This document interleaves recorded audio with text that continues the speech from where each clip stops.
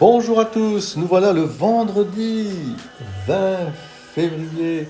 C'est extraordinaire, nous sommes déjà embarqués dans ce long chemin de carême et c'est déjà le troisième jour.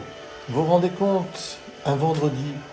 Alors orne ta maison de douceur et d'humilité, illumine-la par la justice, orne-la de bonnes actions comme d'un revêtement précieux.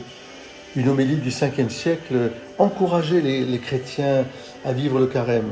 Nous avons la joie de fêter aujourd'hui aussi Sainte Jacinthe Marteau.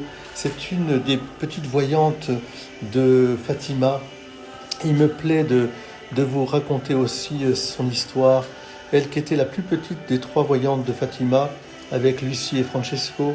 Jacinthe, elle se manifestait par sa candeur incroyable. Elle avait à peine 5 ans, 6 ans. Son amour incroyable d'abord de la Vierge Marie, qu'elle aimait de tout son cœur. Elle se réfugiait près d'elle et elle a supporté toutes les épreuves jusqu'à mourir très jeune, en offrant sa vie pour, les pauvres pécheurs, pour qu'ils se convertissent, qu'ils n'aillent pas en enfer. Et puis deuxièmement, en offrant aussi sa vie pour le Saint-Père. Elle avait beaucoup d'estime pour le Saint-Père, elle disait il va beaucoup souffrir. Ils avaient vu une vision du pape qui était tombé sous les balles et qui se relevait. Ce pape, Saint Jean-Paul II, nous savons qu'il a compris que c'était de lui que parlait cette vision, qui était directement liée d'ailleurs à je dirais au fait que la pauvre Russie soit tombée entre les mains de l'idéologie bolchevique et communiste et marxiste. Eh bien, elle avait offert sa vie pour ça.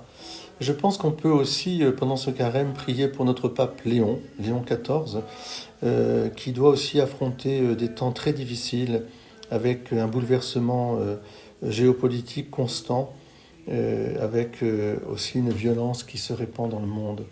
Soyons de ceux qui, avec la petite Jacinthe, offrons nos petits sacrifices. Elle offrait ses tout petits sacrifices. Elle se privait un peu de nourriture, elle se privait parfois de distraction pour réciter le chapelet. Et elle avait cette prière incroyable d'abandon dans le Seigneur. Et puis alors, elle se manifestait aussi avec Lucie et François, par un grand amour de l'Eucharistie qu'ils adoraient continuellement dans leur cœur, avec cette prière que l'ange leur avait appris. Mon Dieu, je crois, j'adore, j'espère et je vous aime. Et je vous demande pardon pour ceux qui ne croient pas, qui n'adorent pas, qui n'espèrent pas et qui ne vous aiment pas. Et je vous demande la conversion des pauvres pécheurs, spécialement la mienne. Alors à vous tous, je vous souhaite un très beau vendredi. Portons dans notre cœur l'amour du prochain, la conversion des pauvres pécheurs que nous sommes, de tous les pauvres pécheurs, et l'amour aussi du pape qui est le doux Christ sur la terre. Prions pour l'Église que nous sommes. Amen.